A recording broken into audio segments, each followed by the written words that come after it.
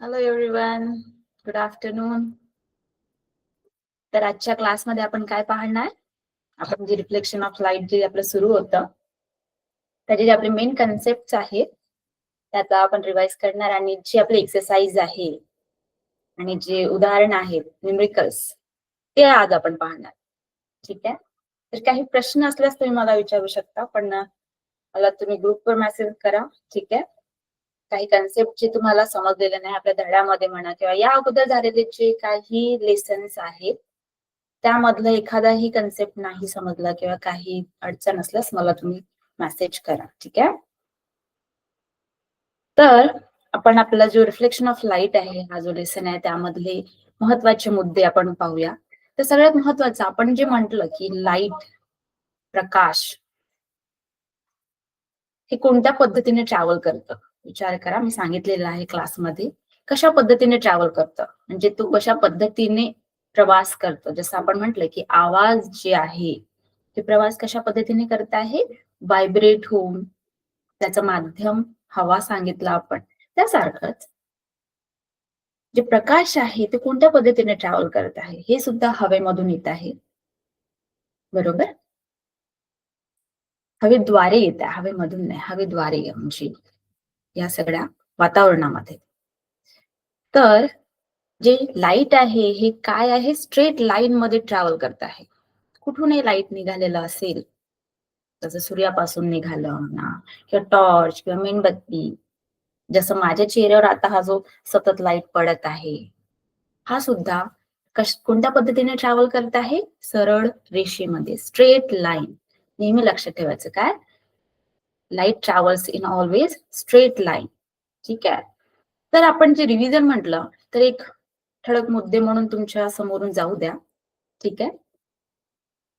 तर बघा, आपण म्हटलं की आपण कशा पद्धतीने रिफ्लेक्शन मुळे आपण पाहू शकतो वस्तू, तर कशा पद्धतीने पाहू शकतो त्यासाठी आपण उदाहरणासाठी आपण या पद्धतीने एक चित्र घेतलं की जे प्रकाश आहे, लाईट आहे, एखाद्या वस्तूवर पडल्यानंतर काय होत आहे, तो प्रकाश त्या वस्तूपासून रिफ्लेक्ट होत आहे, बाउन्स बॅक होत आहे. ज्या पद्धतीने आपण काय उदाहरणासाठी घेतलेलं की जसं चेंडू आहे भिंतीवर टाकला की तो वापसही येत आहे, अगदी त्यासारखंच काय होत आहे, लाईट सुद्धा बाउन्स बॅक होत आहे. बरोबर.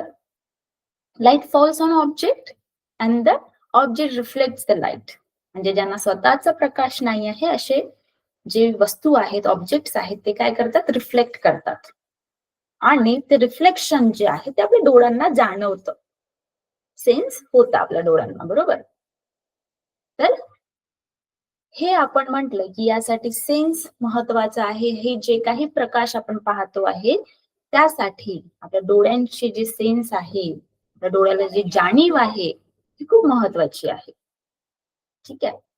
मग रिफ्लेक्शन म्हणजे काय म्हटलं तर काय आहे, bouncing back of light from surface. Surface हा जो शब्द आहे हा आपण का घेतला, कारण जे प्रकाश आहे, जे लाईट आहे, हे काय होत आहे, एखाद्या वस्तूवर पडल्यानंतरच ते वापस येत आहे, रिफ्लेक्ट होत आहे. ठीक आहे. आणि त्यासाठी आपण इथे बघा, इथे जे तुम्हाला दिसत आहे सरफेस, लाईट रिफ्लेक्ट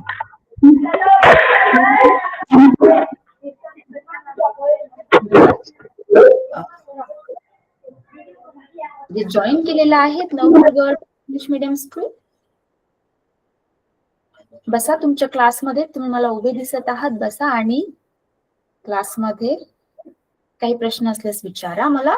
ठीक आहे. तर आपण रिव्हिजन पाहत आहोत. आपण जे काही आतापर्यंत रिफ्लेक्शन ऑफ लाईट या लेसन मध्ये जे आपण शिकलो त्यामध्ये आपण आज जे कन्सेप्ट आहेत ते आपण रिवाइज करत आहोत.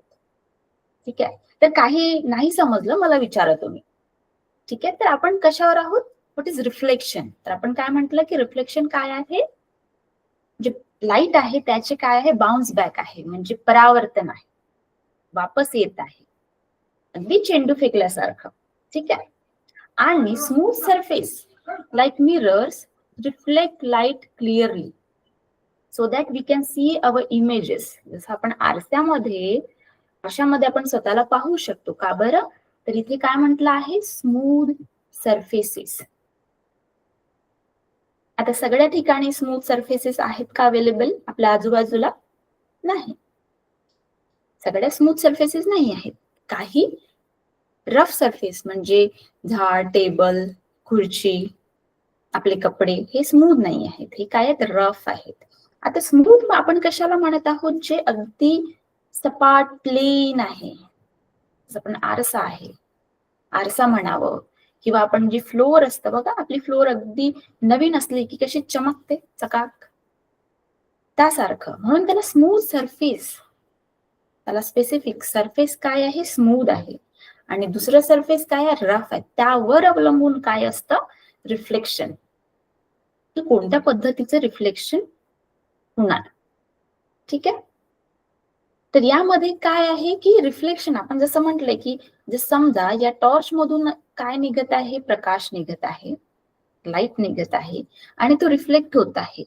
तर बघा, इथून निघालेला प्रकाश इथे पडून काय होत आहे? इकडे या मार्गाने वापस जात आहे.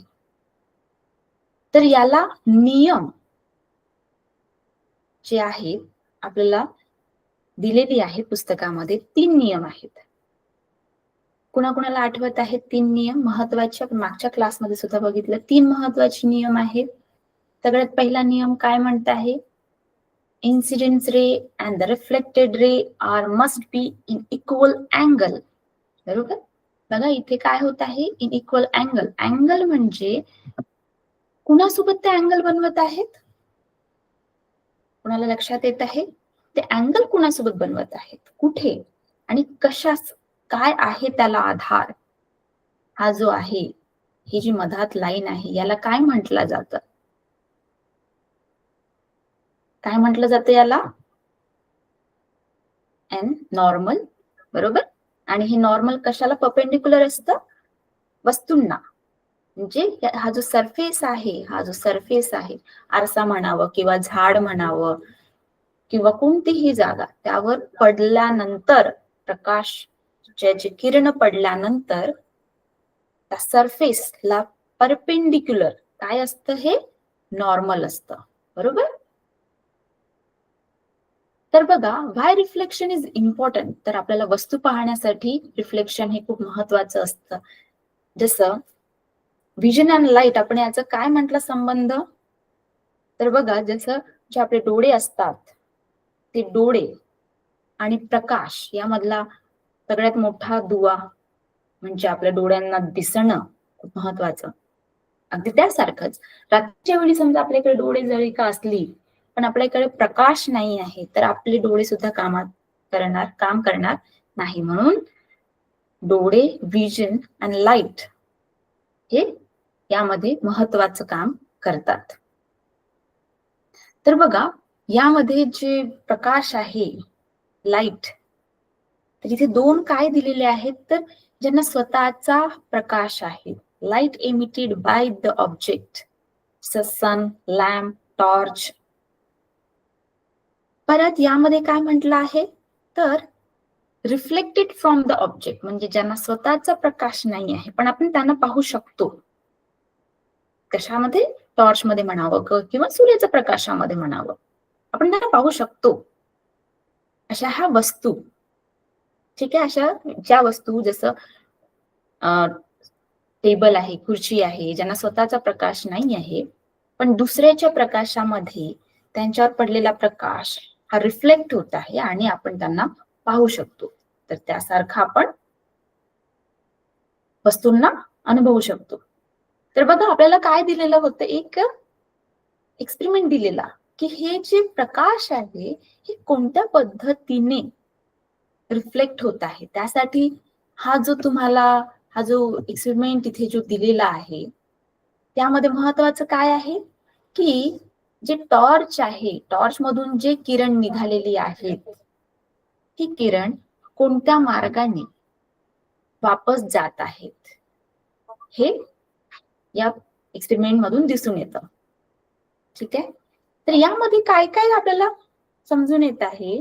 तर बघा, जे इन्सिडेंट रे म्हणजे काय, तर या टॉर्च मधून सुटलेले जे किरण आहेत त्यांना काय म्हटलं आहे, इन्सिडेंट रे.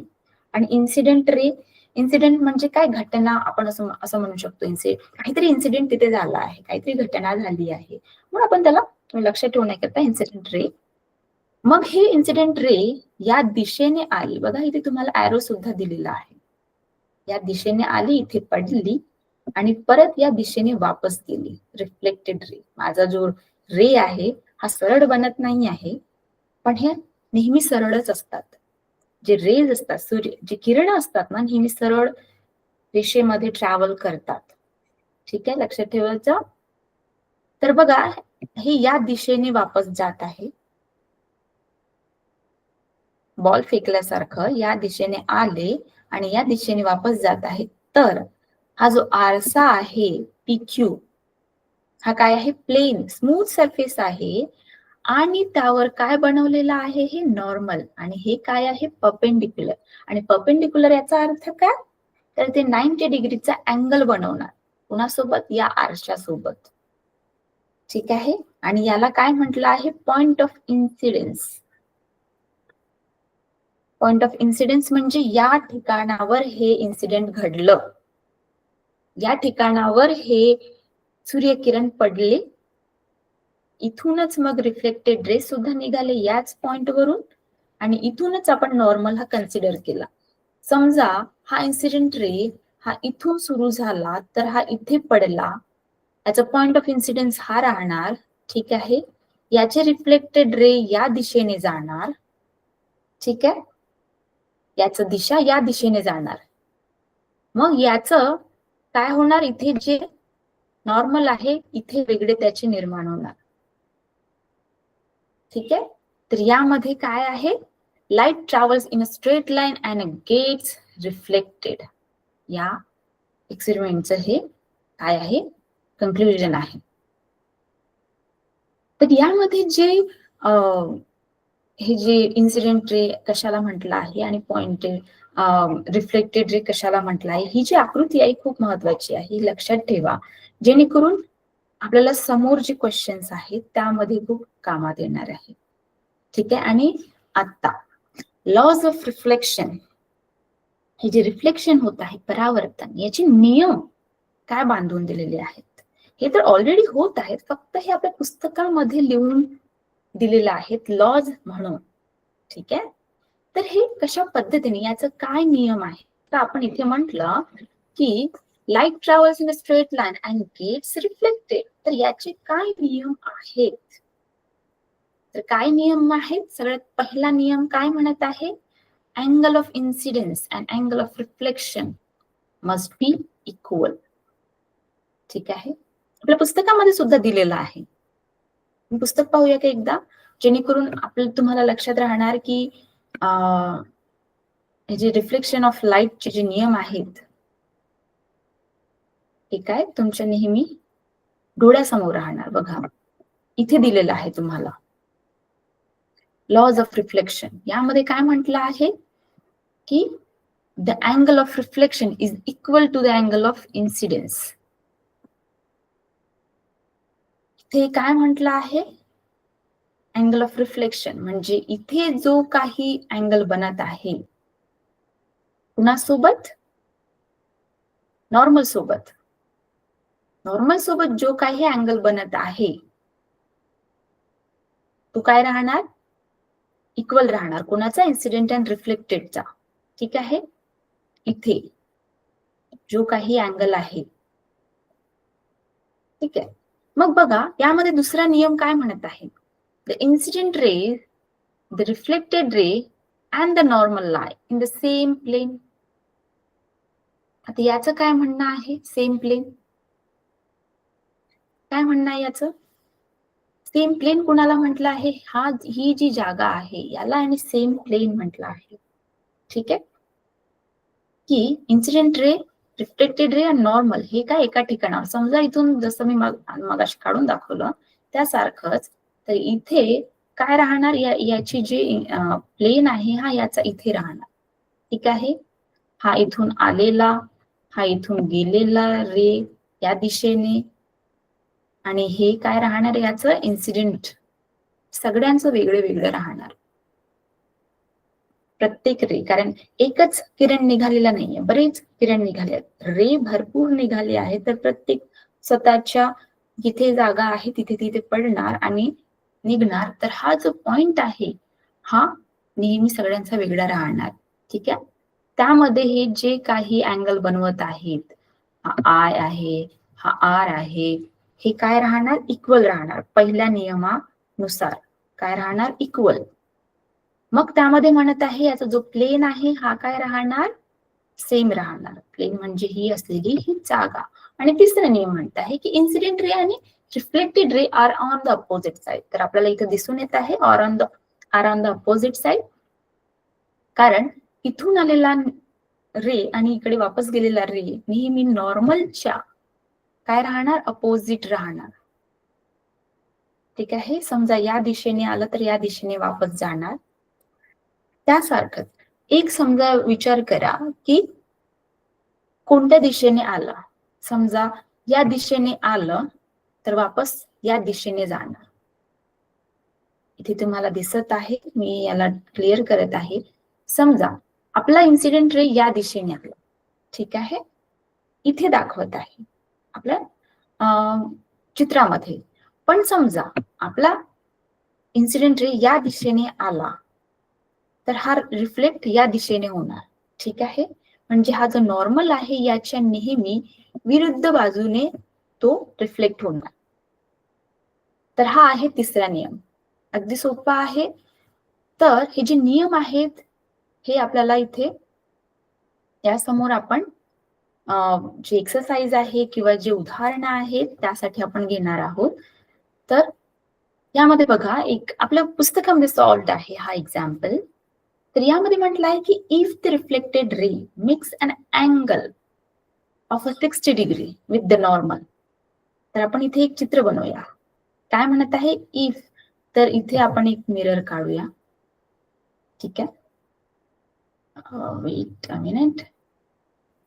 तर आपण इथे एक मिरर काढूया आणि याला काय देऊया? रिफ्लेक्टेड रे देऊया. तर इथे काय म्हणत आहे? Makes an angle.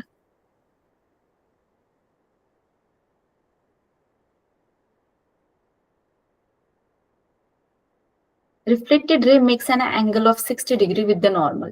इथे काय म्हणत आहे? इथे हा 60 डिग्रीचा इथे अँगल बनवत आहे. ठीक आहे. हा रिफ्लेक्टेड आहे आणि हे काय आहे? इन्सिडेंट. आता यामध्ये आपल्याला क्वेश्चन आहे, हा काय राहणार? ठीक आहे. तर बघा यामध्ये काय म्हणत आहे? According the law of reflection काय राहणार? Angle of reflection and angle of incidence always same. So समजा हे 60 डिग्रीचं बनत आहे तर हे सुद्धा 60 डिग्रीचं बनणार, हे या प्रश्नाचं म्हणणं आहे. आपल्याला सॉल्व्ह करून पाहण्याची काही गरज नाही, पण आपण सॉल्व्ह सुद्धा केलं, त्याला मेथॉडिकली गेलं, आपण एक्सपेरिमेंट केलं तरी सुद्धा आपल्याला ते 60 डिग्रीच मिळणार. ठीक आहे.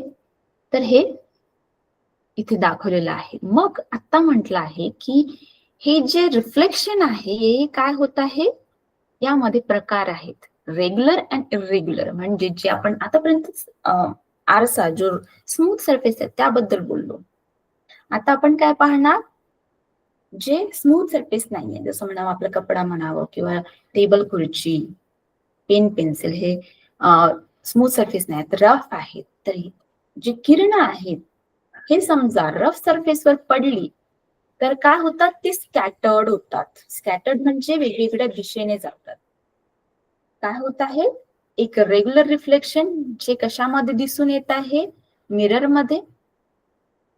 आणि जे इरेग्युलर रिफ्लेक्शन कशामध्ये दिसून येत आहे?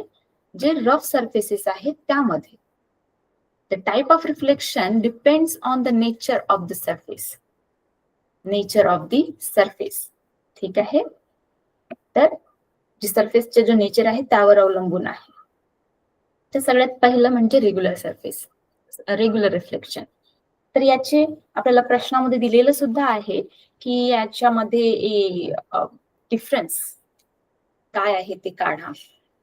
तर सगळ्यात पहिलं काय आहे, regular reflection on smooth and flat surfaces. Incident rays are parallel and equal. Parallel and equal म्हणजे काय, तर जसं आपण म्हटलं की ट्रॅव्हल्स जे आपण रेज आहेत हे नेहमी सरळ रेषेमध्ये ट्रॅव्हल करतात. तर आपण खूप सारे अमाप किरणांमधून आपण 2-4 किरण समजा निवडली तर ते या पद्धतीने पडत आहेत असं आपण ग्राह्य धरलं आहे. तर ते सेम ज्या पद्धतीने आले ते त्या पद्धतीने वापस सुद्धा जात आहेत, कारण स्मूथ सरफेस आहे. ठीक आहे. Therefore, the angle of incidence, the angle of reflection are equal. As a result, reflected rays are also parallel. तर इथे जो जसा हा प्लेन असल्यामुळे, हा प्लेन मिरर असल्यामुळे यामध्ये प्रत्येक जागेवर जो नॉर्मल राहणार तो प्रत्येक जागेवर सारखा राहणार. ठीक आहे. म्हणून इथे कुठेही पडलेला जो किरण आहे त्याचं काय राहणार, ज्या पद्धतीने पडला आहे त्याच पद्धतीने ते वापस जाणार. म्हणून आपण आरशामध्ये स्वतःची जी प्रतिमा आहे ते अगदी क्लिअरली पाहू शकतो. दुसरं आहे इरेग्युलर. हे खूप महत्वाचं आहे, कारण इरेग्युलर सरफेसमुळेच, इरेग्युलर रिफ्लेक्शन मुळेच आपण ज्यांना स्वतःचा प्रकाश नाहीये आपण अशा सुद्धा वस्तू पाहू शकतो. का बरं, तर जे इन्सिडेंट रेज आहेत हे वेगवेगळ्या दिशेने स्कॅटर्ड होतात, विविध दिशेने. त्यामुळे आपण दुरून सुद्धा अशा वस्तू आपण पाहू शकतो. ठीक आहे. Surface is uneven, so the normal at each point is in a different position, in different direction. जसं म्हणावं, हा या पद्धतीने काय आहे, एक दगड आहे. ठीक आहे.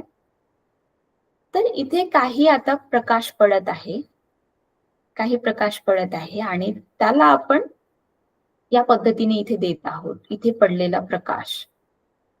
पण इथे ही जी जागा आहे ह्याला 90 डिग्रीचा अँगल कुठे बनणार, या डायरेक्शन मध्ये बनत आहे, म्हणजे हा या डायरेक्शनने जाणार. इथून आलेला जो प्रकाश आहे हा या डायरेक्शनने जाणार, कारण याचा जो नॉर्मल आहे या डायरेक्शनने बनत आहे इथून.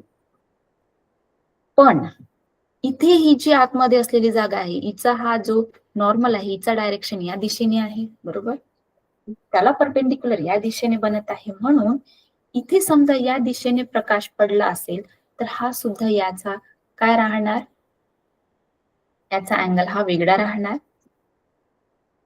परंतु जसं आपण इथे आपण चित्रामध्ये जे पाहत आहोत यामध्ये काय म्हणत आहे की यांचे जे इन्सिडेंट्स आहेत हे वेगळे वेगळ्या दिशेने राहणार. ठीक.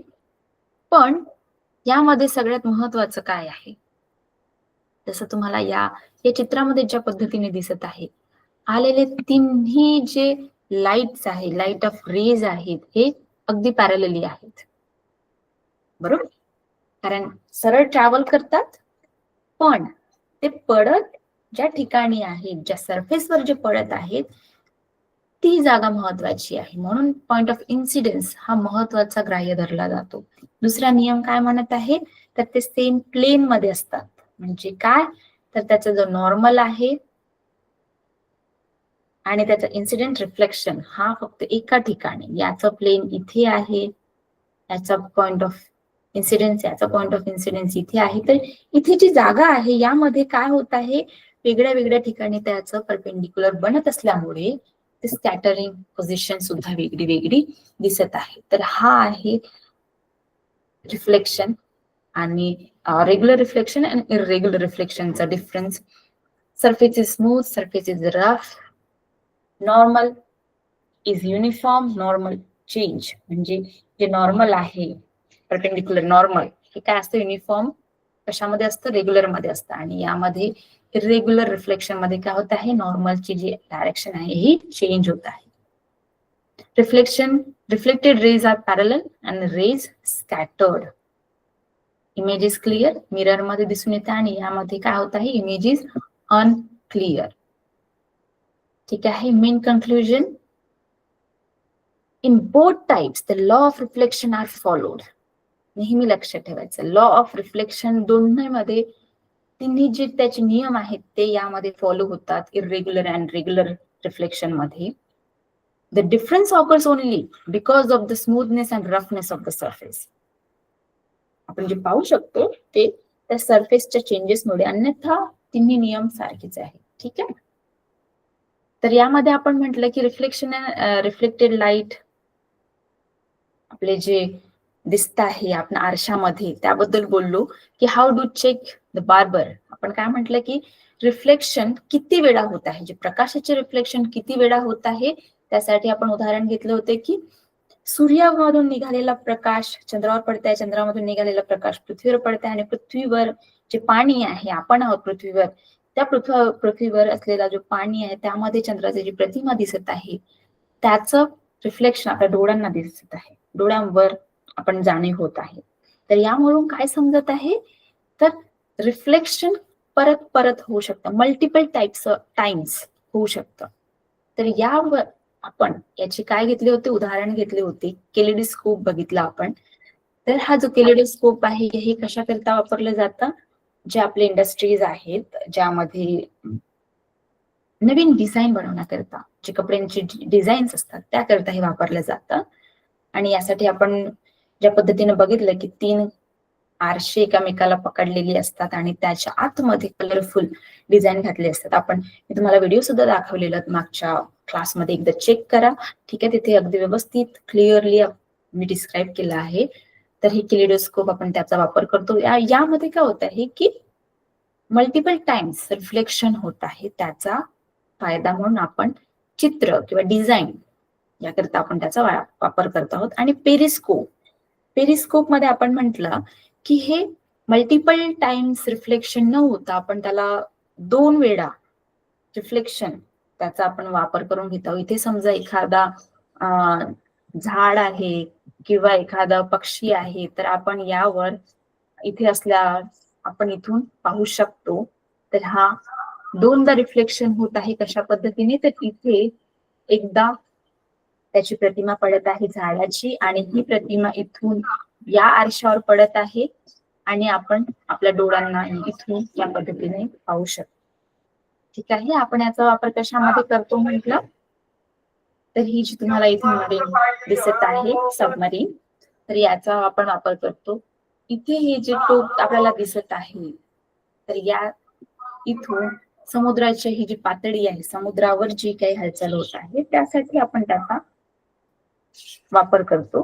तर यामध्ये काय म्हटलं आहे, लॉ ऑफ रिफ्लेक्शन जे आहे, तर पेरिस्कोप मध्ये काय होत आहे, double reflection of reflected light है ना. The direction of light changes because of the mirrors. म्हणजे इथे जे आपण जे बघितलं, तर ही जी डायरेक्शन आहे ही या आरशामुळे आपण चेंज करू शकतो, आपल्या हातामध्ये आहे.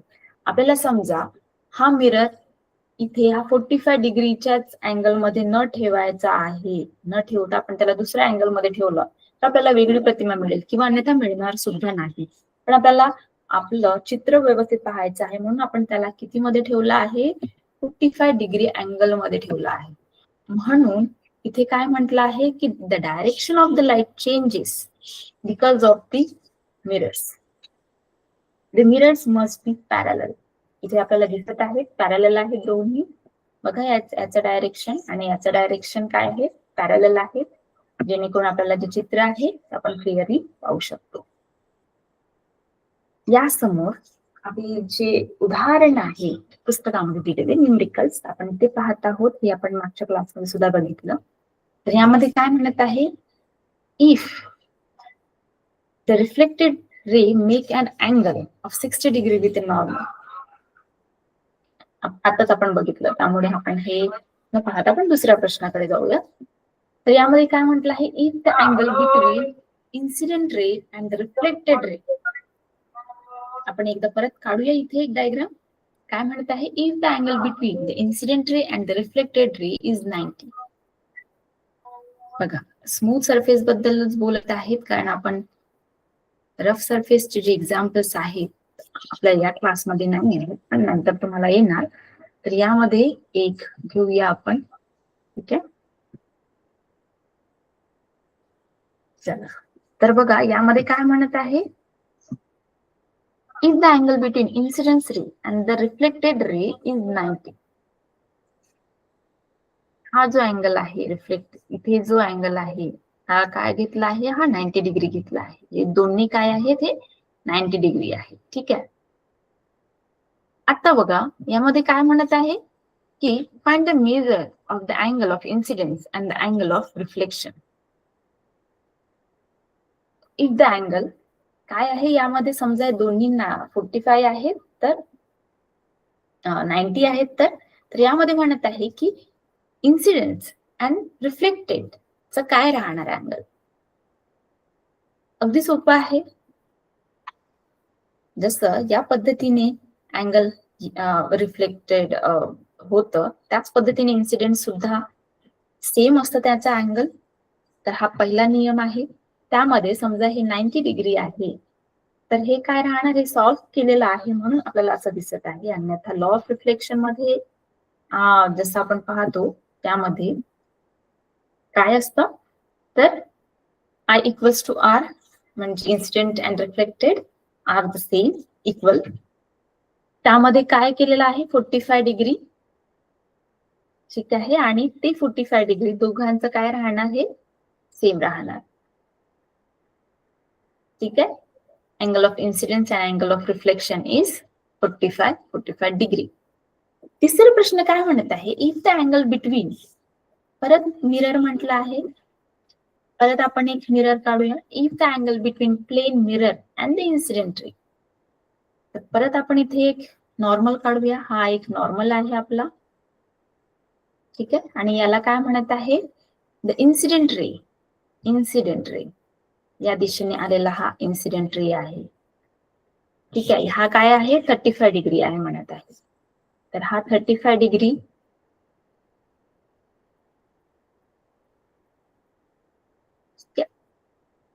find the angle of incident ray and the angle of reflection.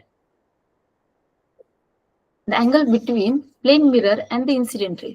I'm extremely sorry. यामध्ये काय म्हणत आहे, हा जो अँगल आहे हा 35 हा कुणासोबत बनत आहे, मिरर सोबत बनत आहे. बघा महत्वाचं की प्रश्न आपल्याला समजलं पाहिजे. आता जसं मी यामध्ये मला मिसकन्सेप्शन असं झालं की इन्सिडेंट आणि नॉर्मल यामधलं आपण पकडलं, पण ते कुणामधलं आहे, इन्सिडेंट अँड मिरर. तर यामध्ये अँगल समजा 35 डिग्री हे आहे, तर आपल्याला काय काढायचं आहे, याचं काय राहणार, तर रिफ्लेक्टेड आहे. ठीक आहे. दोघांचा आपल्याला काढायचा आहे. माझे डायग्राम करता तुम्ही प्लीज विसरते. आणि तर यामध्ये म्हणत आहे की आपल्याला हे समजा दिलेलं आहे आणि आपल्याला माहिती आहे की जे परपेंडिक्युलर कुणासोबत असतं, तर मिरर सोबत असतं. तर मिरर सोबत असल्यानंतर हे कितीचा अँगल बनवत असतं, हे 90 डिग्रीचा अँगल बनवतं. बरोबर. 90 डिग्रीचा अँगल असतं कुणासोबत, मिरर सोबत. बरोबर. हे नॉर्मल आहे. तर यामध्ये जे म्हणत आहे, हे जे नॉर्मल, आता बघा यामध्ये आलेलं आहे काय, तर इन्सिडेंट रे. इन्सिडेंट रे कुणासोबत बनत आहे, मिरर सोबत. मिरर सोबत किती बनवत आहे, 35 डिग्री. ठीक आहे. तर हे जे 35 आहे आपल्याला काय करावं लागेल, हे 35 आणि हे 90 आहे. तर आपण काय करणार, 35 मायनस 90, आपल्याला आन्सर येणार आयचा. समजा आयचं मिळालं तर आपल्याला आजचा सुद्धा आन्सर मिळणार. ठीक आहे. तर अगदी हेच आहे. यामध्ये काय म्हटलं आहे, रिलेशन POA. तर आपण जे डायग्राम मध्ये आपण जे बघतो त्यामध्ये काय आहे, हे 90 डिग्रीचं आहे. तर इथे जे अँगल दिलेले आहेत, आता परत एकदा काढते. अँगल ऑफ POA हा O आहे, हा अँगल P आहे आणि हा A आहे. ठीक आहे. तर याला काय आहे, हे 90 डिग्री. हे 90 डिग्री आहे. ठीक आहे. आता म्हणा की सबस्टिट्यूशन म्हणजे काय आहे. हे जे आय इन्सिडेंट आणि रिफ्लेक्शन यामध्ये आपल्याला काय दिलेलं आहे. 90 हे समजा असेल तर आपण याला मायनस करणार. बघा इथे काय केलेलं आहे. AON ला काय केलं आहे. मायनस केलेलं आहे आणि आपला आन्सर काय आहे 55. तर समजा I 55 असेल तर R सुद्धा 55 राहणार बाय लॉ. ठीक आहे. लॉ ऑफ रिफ्लेक्शन पहिला. अगदी यासारखेच आपले सगळे प्रश्न आहेत. तर यामध्ये सुद्धा आपल्याला दिलेला आहे बघा. Light ray incident at an 40 degree आणि is reflected from the mirror. ठीक आहे. What will be the angle made by the reflected ray with the mirror. समजा इन्सिडेंट 40 डिग्री आहे तिथे, तर काय म्हणत आहे की जे नॉर्मल आहे ON हे काय आहे 90 डिग्री आहे. कुणासोबत PON हा जो प्लेन मिरर सोबत काय आहे 90 डिग्री आहे. आणि यामध्ये समजा I हे 40 दिलेला आहे हे, तर R सुद्धा काय राहणार 40 राहणार. लॉ ऑफ रिफ्लेक्शन काय म्हणता I इक्वल्स टू R बरोबर. तर अगदी त्यासारखंच याला आपण सॉल्व्ह करूया. तर यामध्ये काय म्हटलं आहे reflected ray will be make an angle with mirror. म्हणजे इथे हे जे 90 डिग्री हे जे इथे अँगल आहे हे काय होणार. हे यामध्ये -40 होणार 90 मधून तर 50 राहणार. तर हे इथे सॉल्व्ह कर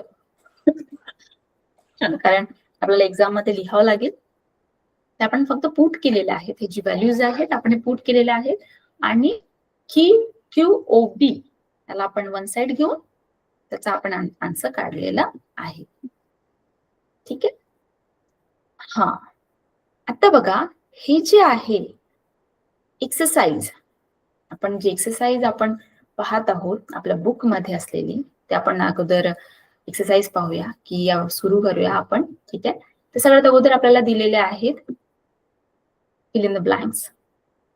तर तुम्ही सुद्धा आपल्या पुस्तकामध्ये बघा कुठे काय काय दिलेलं आहे त्याला अंडरलाईन करा, अंडरमार्क तुम्ही इथे लिहून ठेवा. The perpendicular to the mirror at the point of incidence is called. काय म्हणतात. परपेंडिक्युलर मिरर सोबत परपेंडिक्युलर असलेलं असणाऱ्याला काय म्हणतात. त्याच आपण डायग्राम मध्ये बघितलं त्याला काय म्हणतात नॉर्मल. तर दुसरं काय म्हणत आहे the reflection of light from wooden surface is called. Wooden surface म्हणजे काय आहे त्यावर असलेला जो प्रकाश आहे हा काय आहे रिफ्लेक्ट कशा पद्धतीने होत आहे इरेग्युलर. तर याला काय म्हणणार आपण इरेग्युलर रिफ्लेक्शन. आणि what are the types of. There are 2 types regular reflection and irregular reflection. तर वुडन सरफेस काय आहे रफ आहे म्हणून इथे कोणतं रिफ्लेक्शन होणार इरेग्युलर रिफ्लेक्शन होणार. ठीक आहे. The working of a kaleidoscope is based on the properties of multiple reflection. Reflection of light. Multiple kind of reflection. Reflected light. ठीक आहे. यामध्ये आता draw a figure describing the following. यासाठी PPT मध्ये जे आपल्याला चित्र दिलेलं आहे हे आपण समजून घेऊया.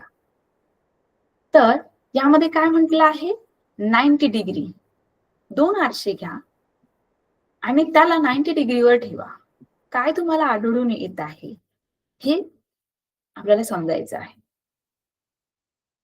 तर बघा काय म्हटलं आहे आधी आपण प्रश्न वाचूया. ठीक आहे. मग आपण त्याला समजून घेऊया. मी इथे कोणती डायग्राम ठेवण्याचा प्रयत्न केलाय ते. The reflecting surface of a 2 mirror make an angle of 90 degree.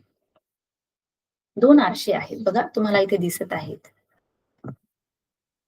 हे जे 2 आरसे आहेत हा एक आहे हा 1 आणि हा 2.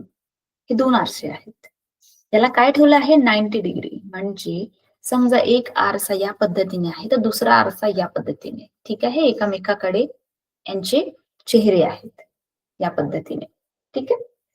तर यामध्ये काय आहे 90 डिग्री आहे मग म्हणत आहे की if a ray incident of one mirror has an angle of incident of 30, म्हणजे समजा एका आरशावर, एक आरसा असं पकडूया, या आरशावर, ठीक आहे. आता माझा दुसरा हात कामामध्ये आहे, तर मी आरसा विचार करत आहे की इथे एक 30 डिग्रीचा एक किरण पडत आहे, तर तो येणारा 30 डिग्रीचा बनत आहे, ठीक आहे, परपेंडिक्युलर सोबत.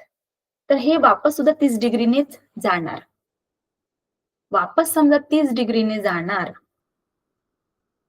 तर हे दुसऱ्या आरशावर पडणार. तर इथे म्हटलं आहे की if a ray incidence of one mirror has an angle of incidence of 30, draw the ray reflected from the second mirror. तर हा जो इथून रिफ्लेक्टेड झालेला आहे, हा आपल्याला तयार करायचा आहे.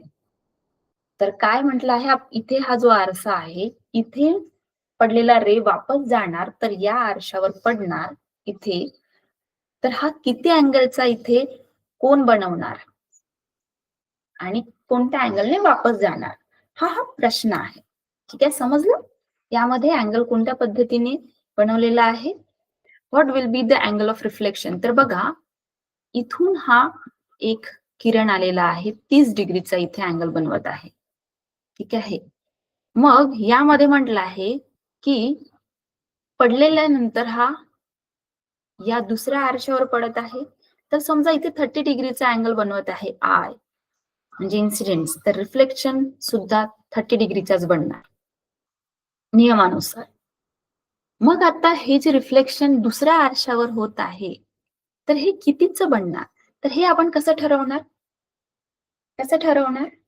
बघा, तो आपल्या जे डायग्राम मध्ये अगदी क्लिअरली दिलेला आहे. कशा पद्धतीने बनणार, तर बघा इथे हे 90 डिग्री आहे, ठीक आहे, 90 डिग्री आहे. हे 30 डिग्रीचं इथून निघाल्यानंतर इथे काय होणार, हे 60 डिग्री राहणार, जे 90 मायनस काय राहणार, हे 30.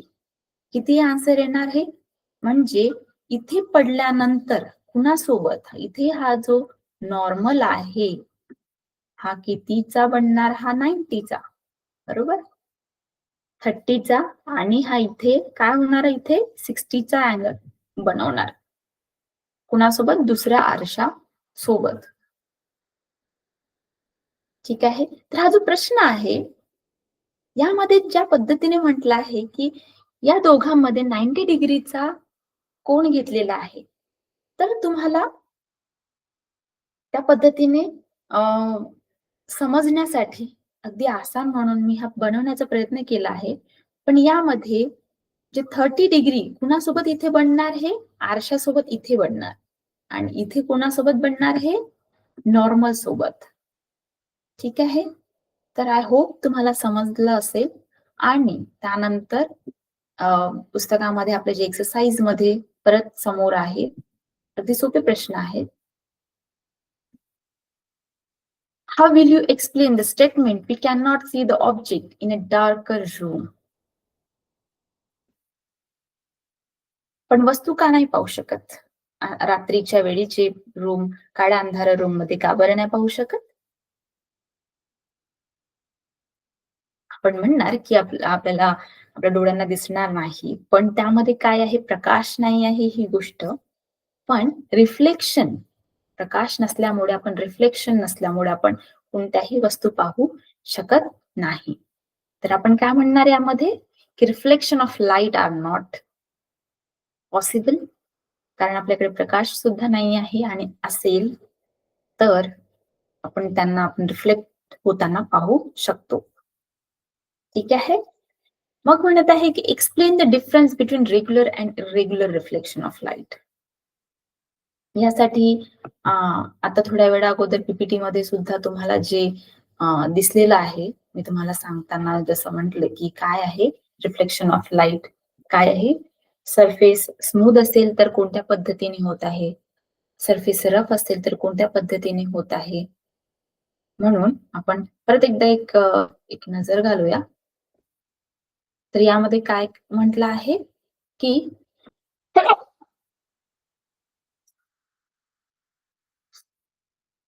सरफेस स्मूथ असेल तर रेग्युलर रिफ्लेक्शन आहे आणि सरफेस रफ असेल तर इरेग्युलर रिफ्लेक्शन आपण पाहू शकतो. Normal is uniform. नॉर्मल म्हणजे आपण जे परपेंडिक्युलर आहे सगळ्यांचे सारखेच राहणार, सारख्याच दिशेने राहणार. युनिफॉर्म, युनिफॉर्म म्हणजे सारखे, एकसारखे. आणि हे काय होणार, त्यामध्ये चेंज होणार नॉर्मल मध्ये, इरेग्युलर मध्ये त्यांची जागा चेंज होणार.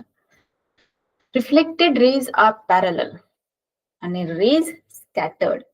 तर रेग्युलर रिफ्लेक्शन मध्ये काय होत आहे की ज्या डायरेक्शनने रेज आले त्याच पद्धतीने नॉर्मली पॅरलली ते रिफ्लेक्ट सुद्धा होणार. पण इरेग्युलर रिफ्लेक्शन मध्ये ते पॅरलली इन्सिडेंट होतात, पण रिफ्लेक्ट होताना ते स्कॅटर्ड होतात, वेगवेगळ्या दिशेने ते फेकले जातात. आणि इमेज कशामध्ये क्लिअर येत आहे, रेग्युलर रिफ्लेक्शन मध्ये इमेज क्लिअर येत आहे. आणि इरेग्युलर रिफ्लेक्शन मध्ये काय होत आहे, अनक्लिअर आपल्याला इमेज दिसून येत आहे. ठीक आहे. आणि त्याचे उदाहरणासाठी म्हणून आरसा आणि जे आजूबाजूला असलेले जे वस्तू आहे त्याचं तुम्हाला उदाहरण तुम्ही घेऊ शकता. तर यामध्ये म्हटलं आहे draw the figure, show the following. तर यामध्ये तुम्ही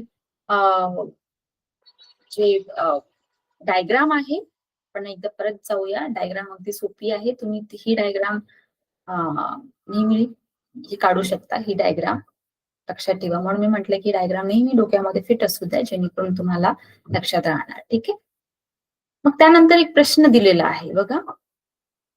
Swara and Yash were looking in a water filled vessel. म्हणजे एक पाणी आहे, पाण्याचं टब म्हणावं किंवा एक तलाव म्हणावं, पाहत आहेत त्यामध्ये. They could see there images. समजा पाणी शांत असेल तर आपल्याला माहिती आपण आपला चेहरा पाहू शकतो, बरोबर. At the instant Yash throw the stone in water. समजा यश नावाच्या मुलाने पाण्यामध्ये, त्या शांत असलेल्या पाण्यामध्ये दगड फेकला तर काय होणार, नाव देअर इमेजेस वेअर ब्लड. आता ते आपले चेहरे व्यवस्थित पाहू शकत नाही, असे हलताना दिसत आहेत. स्वरा कुड not understand the reason for the blurring of the images. तर स्वराला आपल्याला कारण समजून सांगायची आहेत की का बरं तिला तिचा जो इमेज आहे, तिचा जो स्वतःचा प्रतिबिंब आहे, का बरोबर दिसत नाही आहे. इज देअर, बघा इथे प्रश्न काय आहे, is there a relation between the reflection of light and the blurring of the images. Relation आहे. का बरं, तर जे सरफेस अगोदर होतं ते अगदी स्मूथ सरळ होतं. पाण्याचं जे सरफेस होतं दगड फेकण्या अगोदर अगदी शांत स्मूथ होतं, त्यामुळे आपलं जे रिफ्लेक्शन आहे हे होऊन आपल्याला आपली प्रतिमा दिसत होती. पण ज्यावेळी त्यांनी दगड फेकला तर हे अशासारखं झालं की काच आपण तोडला, आरशावर आपण समजा दगड फेकला तर काच तुटणार आणि आपलं जे प्रतिबिंब आहे खाली वर दिसतो, बरोबर. अगदी त्यासारखंच यामध्ये काय होत आहे, सरफेस चेंज झाला आहे यामध्ये. म्हणून काय म्हणत आहे की त्यामध्ये रिलेशन काय आहे, तर स्मूथ सरफेस कशामध्ये झाला आहे, चेंज रफ मध्ये झाला आहे, आणि त्यामुळे आपलं रिफ्लेक्शन हे आपले इमेज क्रिएट करू शकत नाही आहे. Which type of reflection of light can you notice from this? Which type of reflection? Irregular kind of reflection. And there are two kind of reflection, regular and irregular. So इथे आपल्याला काय दिसून येत आहे, irregular. ठीक आहे, कारण आपला चेहरा दिसत नाही आहे, प्रतिमा दिसून येत नाही आहे. Are the laws of reflection followed in this type of reflection? Yes. नेहमी रिफ्लेक्शन ऑफ लाईट मध्ये सगळ्याच ठिकाणी नियम लागू होतात. त्यामध्ये ते स्कॅटर्ड हो, अन्यथा इमेज क्लिअर दिसो, पण नियम जे लॉज आहेत हे नेहमी पाळले जातात, लक्षात ठेवायचं. ठीक आहे. तर त्यासारखं आपल्याला एक उदाहरण दिलेलं आहे. तुम्हाला पहिला उदाहरण अगदी सोपं आहे, फक्त आपल्याला एकदा समजून घ्यायचं आहे. ठीक आहे. तर याला समजून घेण्यासाठी म्हणून एक पहिला उदाहरण तुमच्यासाठी मी आणलेला आहे. तर बघा यामध्ये जे म्हणत आहे की कशासोबत त्यांनी घेतलेला आहे, कशासोबत त्यांनी आपला जो इन्सिडेंट रे आणि रिफ्लेक्शन कशासोबत विचारत आहे, मिरर सोबत. ठीक आहे, मला दिसत आहे का, आता दिसत असेल. तर बघा यामध्ये प्रश्न काय आहे की इफ द अँगल बिटवीन, तर परत एकदा आपण एक अँगल काढूया. ठीक आहे. तर बघा यामध्ये आपण एक काय घेतलं आहे, angle between the plane mirror and incident ray is 40. यामध्ये परत यामध्ये काय म्हटलं आहे की अँगल कशामध्ये घेतलेला आहे, इन्सिडेंट रे आणि प्लेन मिरर यामध्ये काय म्हटलं आहे, 40 डिग्री घेतला आहे, 40 डिग्री. ठीक आहे. What are the angle of incident and reflection. तर हा जो इन्सिडेंट आहे हा रिफ्लेक्ट सुद्धा झाला, तर यामध्ये असलेला काय राहणार हे आपल्याला काढायचं आहे. आय आणि आर आपल्याला काढायचं आहे. तर यामध्ये सगळ्यांना माहिती आहे की इथे काय असतं, हे 90 डिग्री असतं. सो 90 डिग्री मायनस 40 काय आन्सर आहे, 50 आहे. इथे तुम्हाला दिसत आहे. पण आधी प्रश्न असल्यानंतर इमॅजिन करायचं, लक्षात द्यायचं. जसं मगाशी मी प्रश्नामध्ये वाचल्यानंतर अँगल कुणासोबत बनवत आहे, मिरर सोबत बनवत आहे की नॉर्मल सोबत बनवत आहे, अगोदर हे समजून आलं तर आपल्याला हे नक्की समजणार. ठीक आहे. तर जो दुसरा प्रश्न आहे यामध्ये काय म्हटलं आहे, if the angle between the mirror and reflected ray is 23. काय म्हटलं आहे, परत यामध्ये काय म्हटलं आहे बघा, angle between the mirror and the reflected रे. तर हा जो आलेला रे आहे आणि हा जो रिफ्लेक्टेड रे आहे, तर यामध्ये काय आहे, हा रिफ्लेक्टेड रे या बाजूने निघालेला आहे. तर यामध्ये काय आहे, 23 डिग्रीचा इथे अँगल बनवत आहे. ठीक आहे. तर काय म्हणत आहे, what is the angle of incidence of the incident ray. तर आपल्याला या अँगलचा माप काढायचा आहे. तर काय राहणार, विचार करा आणि सोडवा. अगदी वर ज्या पद्धतीने दिलेलं आहे त्यासारखंच आहे. पहिला नियम आहे I equals to R. So if you find out your R by dividing up by subtracting by 90 degree minus 23, you will get your answer. So अगदी सोपं आहे. तर बघा हा जो लेसन आहे इथे संपलेला आहे. तुम्हाला काही अडचण असल्यास मला नक्की तुम्ही प्रश्न विचारा. ठीक आहे. तर इथे हा जो लेसन आहे संपला असं मी म्हणत आहे. आपण कन्सेप्ट आपण पाहूया. समजा तुम्हाला काही असल्यास तुम्ही मला नक्की विचारा. ठीक आहे. चला बाय.